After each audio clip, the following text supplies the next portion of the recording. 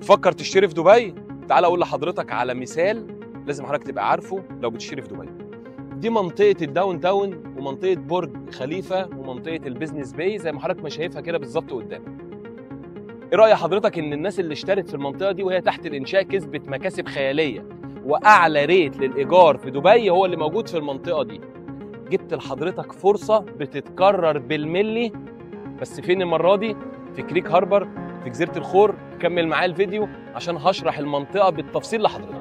كريك هاربر على مساحه 6 كيلو متر مربع.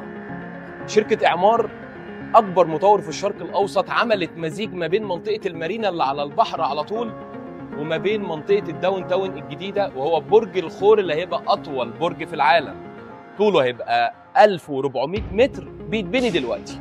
والمميزات بتاعت الكريك هاربر ان بيتبني فيها مول هيبقى اكبر من مول دبي، وكمان حكومه دبي بتعمل دلوقتي فيها محطات للمترو مخصصه للكريك هاربر.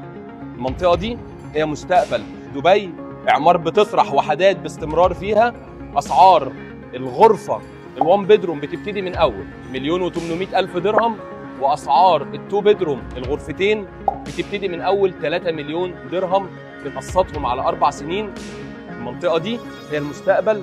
ما بينك وما بين مطار دبي الدولي ربع ساعه، ما بينك وما بين برج خليفه 10 دقائق، ما بينك وما بين مدينه محمد بن راشد 5 دقائق.